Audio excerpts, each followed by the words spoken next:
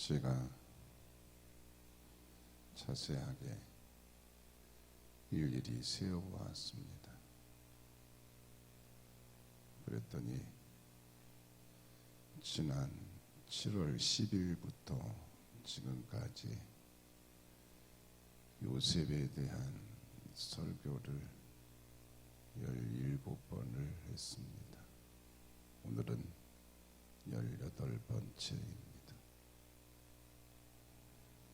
성경을 보시면 알 수 있는 것처럼 요셉에 대한 말씀을 한참 더 전할 수 있는데 오늘까지만 요셉에 대한 말씀을 전하고 마치도록 하겠습니다. 요셉이 애굽의 총리가 되었습니다. 요셉이 애굽의 총리가 되어 7년 흉년 2년째에 아버지와 형들과 온 가족을 애굽에 내려오게 해서 애굽의 고센 땅에서 가축을 치며 살게 했습니다. 요셉의 아버지 야곱이 애굽에 내려갔을 때 나이가 130세였습니다. 야곱은 애굽의 고센 땅에서 가족들과 함께 17년 동안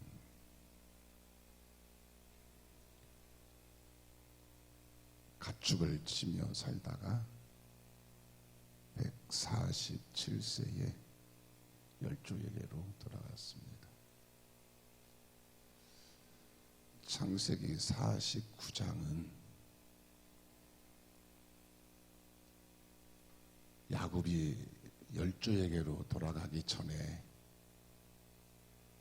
12아들을 모아놓고 12아들 한 사람 한 사람에 대하여 예언을 하고 축복해 주는 내용이 기록되어 있는 것을 볼 수 있습니다.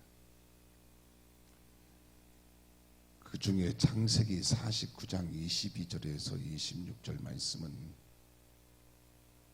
야곱이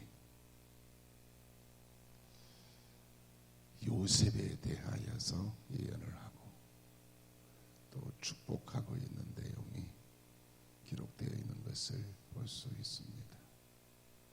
그 중에서도 오늘 봉독한 본문 말씀은 야곱의 축복으로 잘 알려진 요셉이 받은 축복의 내용이 기록되어 있습니다. 요셉의 성공과 그 영향력은 그 당시에 정말 대단했습니다.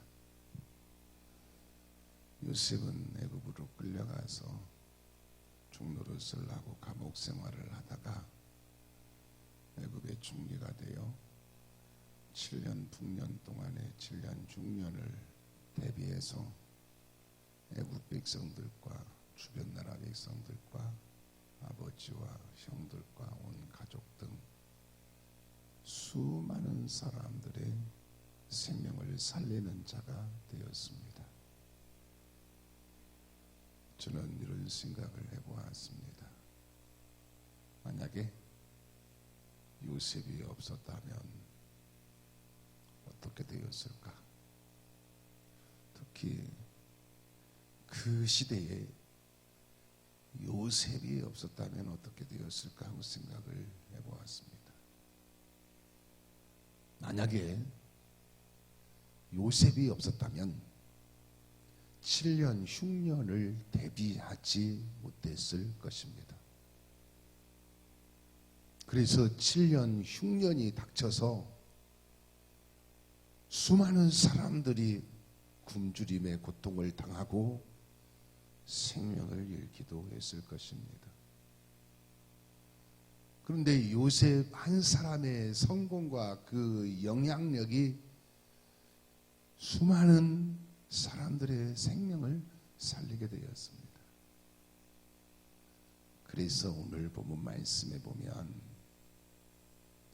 요셉이 받은 축복을 이렇게 말씀을 하고 있습니다.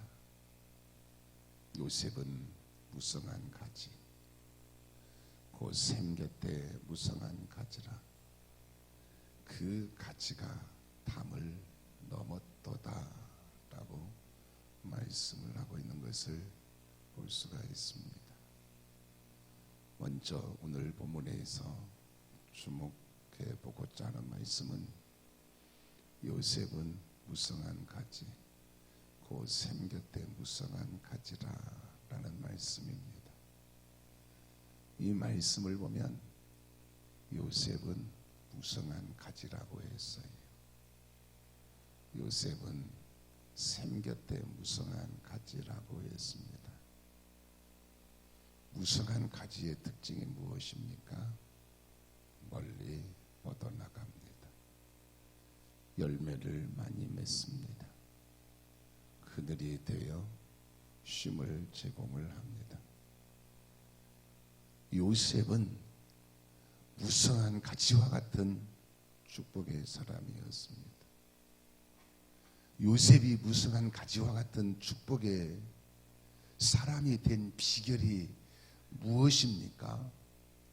본문 말씀에 보면 샘 곁에라고 했어요. 샘 곁에라고 했습니다.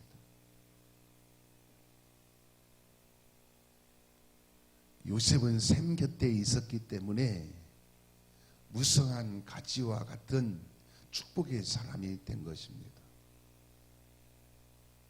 그렇다면 여기서 샘은 무엇을 의미합니까? 한마디로 하나님을 의미합니다. 요셉은 하나님 곁에 있었습니다. 요셉은 하나님 안에 있었습니다.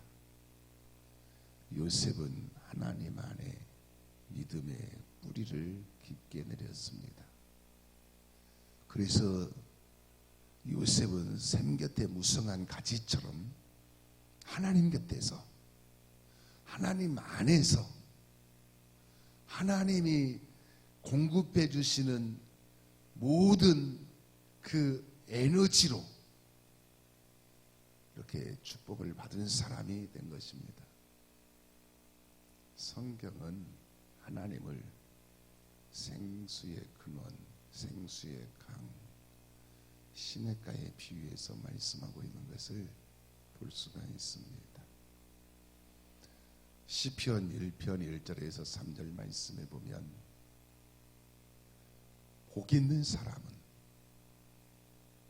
악인들의 꾀를 따르지 아니하며 죄인들의 길에 서지 아니하며 오만한 자들의 자리에 앉지 아니하고 오직 여호와의 율법을 즐거워하여 그의 율법을 주야로 묵상하는도다.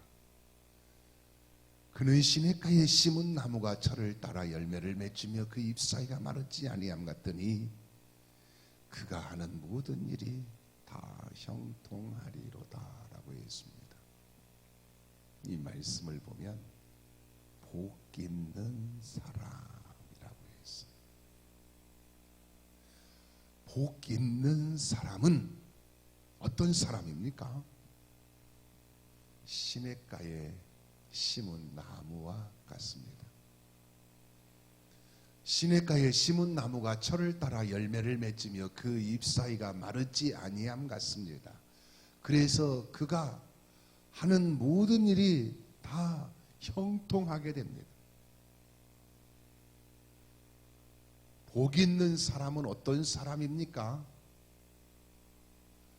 악인들의 꾀를 따르지 아니하며 죄인들의 길에 서지 아니하며 오만한 자들의 자리에 앉지 아니하고, 즉 죄를 멀리하고 오직 여호와의 율법을 즐거워하여 그의 율법을 주야로 묵상하는 도다라고 했습니다. 이러한 사람이 복 있는 사람이다. 그래서 시냇가에 심은 나무 곧 하나님께 심겨진 사람이 된다라는 것입니다.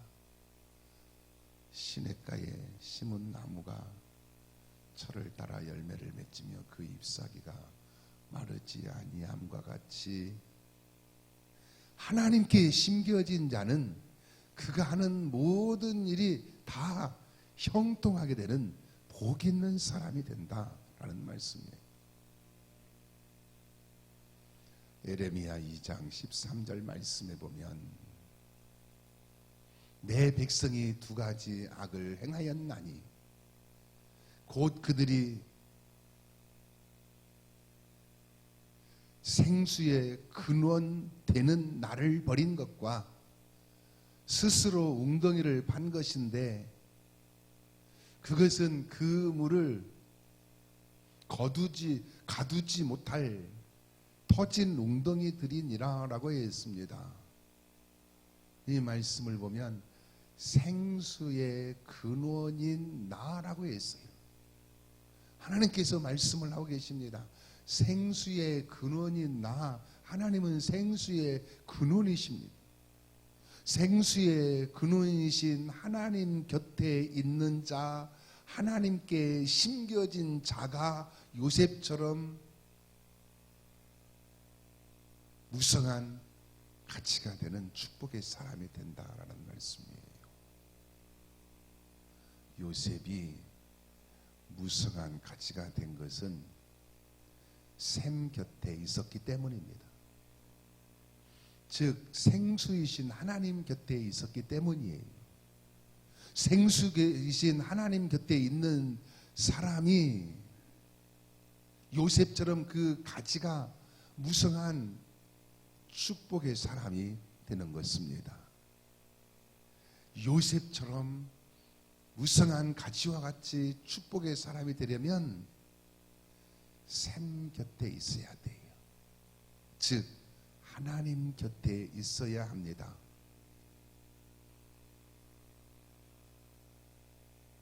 또한 셈 곁에 뿌리를 깊게 내려야 합니다. 즉 하나님 곁에 믿음의 뿌리를 깊게 내려야 합니다. 나무가 셈 곁에 뿌리를 깊게 내리면 그 셈에서 풍성한 영양분을 공급받아 가지고 무성한 가치가 되는 것입니다. 우리가 하나님 곁에 내 믿음의 뿌리를 깊게 내리면 하나님으로부터 모든 필요한 요소들을 공급받아서 셈 곁에 무성한 가치와 같이 되는 축복의 사람이 되는 겁니다. 그러므로 요셉처럼 셈 곁에 여러분의 믿음의 뿌리를 깊게 내려서 요셉과 같이 무성한 가치가 되는 축복의 사람이 되시기를 예수님의 이름으로 축원합니다. 다음으로 오늘 본문에서 주목되는 말씀은 그 가치가 담을 넘었도다라는 말씀이에요. 그 가치, 셈 곁에 무성한 가치가 담을 넘었다고 했습니다. 셈 곁에 무성한 가치가 담을 넘어서 뻗어 나갔다라는 말씀이. 여기서 담이 무엇입니까? 오늘 본문에서 담은 히브리어로 슈르라고 하는데 벽이라는 뜻이에요. 벽. 담은 벽의 역할을 하지 않습니까? 다시 말씀드리면 장애물이라는 의미입니다. 셈 곁에 무성한 가지가 담을 넘어, 즉 장애물을 넘어서 뻗어 나갔다라는 말씀입니다. 요셉은 장애물을 넘은 사람이었습니다. 요셉은 장애물을 넘어서 앞으로 나아간 사람입니다. 요셉은 장애물을 넘어서 앞으로 뻗어나간 사람입니다. 요셉은 장애물에 넘지 못해가지고 장애물 앞에서 넘어져 있거나 좌절하거나 그 장애물에 갇혀 있는 사람이 아니라 장애물 안에서 무성한 가지가 되어 그 장애물을 넘어서 멀리 뻗어나간 사람이라 이 말씀이에요. 사실 그동안에 요셉에 대해서 여러분 말씀을 들으신 것처럼 요셉이 애굽의 총리가 되기까지 장애물이 많았습니다. 요셉은 집에 있을 때 아버지의 사랑을 받았지만 가정 환경이 그렇게 좋은 편은 아니었어요. 4명의 어머니와 10명의 이복 형들 사이에서 미움과 시기를 받으며 사는 가정 환경이었습니다. 그런데 요셉은 그런 가정 환경의 장애물을 넘었습니다. 요셉은 형들에 의해서 구덩이에 던져지고 이스마엘 상인들에게 팔려갔습니다. 얼마나 황당하고 두렵고 참담하고 또 형들에 대해서 배신감을 느꼈겠습니까? 그런데 요셉은 그런 장애물을 넘었습니다. 요셉은 보디발의 집에서 종노릇을 했습니다. 그래서 자유를 빼앗겨 버렸습니다. 사람 취급을 받지 못했습니다. 일만 하면서 살아야 하는 인생이었습니다. 그런데 요셉은 그런 장애물을 넘었습니다. 요셉은 누명을 쓰고 감옥 생활을 했습니다. 얼마나 분하고 억울했겠습니까? 복수하고 싶었을 것입니다.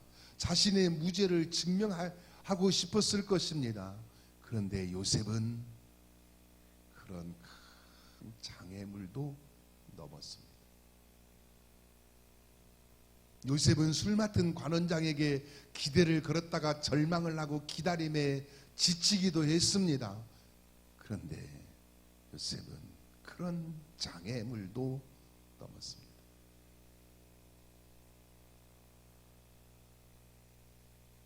만약에 요셉이 하나님 곁에 믿음의 뿌리를 내린 사람이 아니라 믿음이 연약한 사람이었다면 그러한 자신의 인생을 두고 내가 복잡한 가정에서 태어나지 않았다면, 내가 형들을 만나러 가지 않았다면, 내가 보디발의 아내의 요구를 들어주었다면, 술 맡은 관원장이 나를 잊어버리지 않았다면 하면서 자신의 인생을 후회하고 원망하며 나는 하나님 앞에서 이렇게 바르고 신실하게 살려고 하는데 왜 내 인생은 이렇게 꼬이나 하고서 탄식했을지도 모릅니다.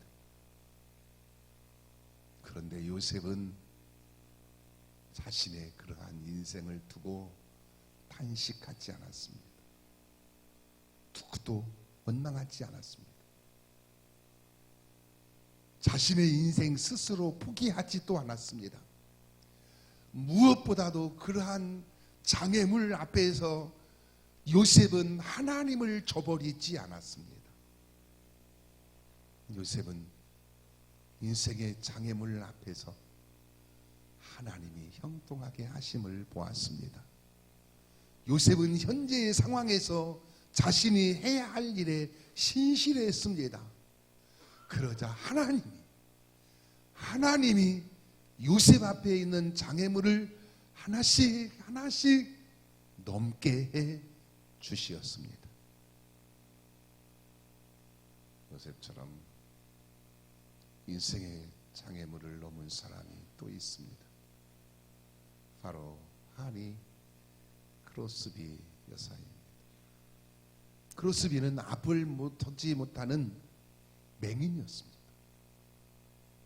그런데 크로스비는 앞을 보지 못하는 장애를 넘어서 찬송시 8천여 편을 썼습니다. 크로스비의 찬송시 중에 우리가 가지고 있는 찬송가에 수록되어 있는 곡이 많이 있는데 그 중에 우리가 대표적으로 부르는 곡이 예수를 나의 구주 삼고 나의 갈 길 다가도록